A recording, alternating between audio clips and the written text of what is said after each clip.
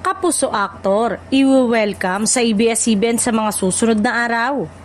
Usap-usapan sa showbiz ang balitang may kapuso aktor na magkakaroon ng bagong kabanata sa ABS-CBN sa mga susunod na araw.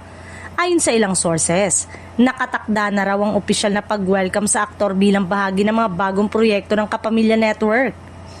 Marami ang nasasabik sa balita, lalo na't ang aktor ay kilala sa kanyang husay sa pag-arte at sa pagiging versatile sa iba't ibang role sa kapuso shows.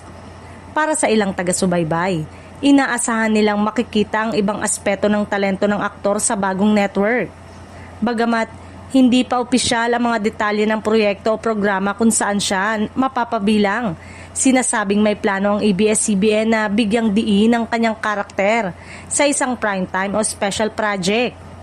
Ang hakbang na ito ay bahagi umano ng pagpapalawak ng talent roster ng Kapamilya Network.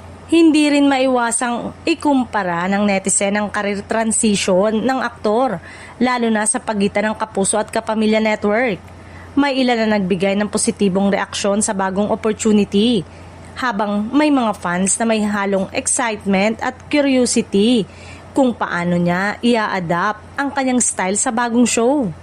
Sa mga susunod na araw, asahan ang opisyal na announcement at pagbubukas ng bagong kabanata ng karera ng aktor. Samantala, abangan ng mga manonood ang kanyang pagbabalik sa telebisyon sa pamamagitan ng ABS-CBN at kung paano niya pasisiglahin ang kanilang mga palabas sa muling pagbabalik sa dati nitong network.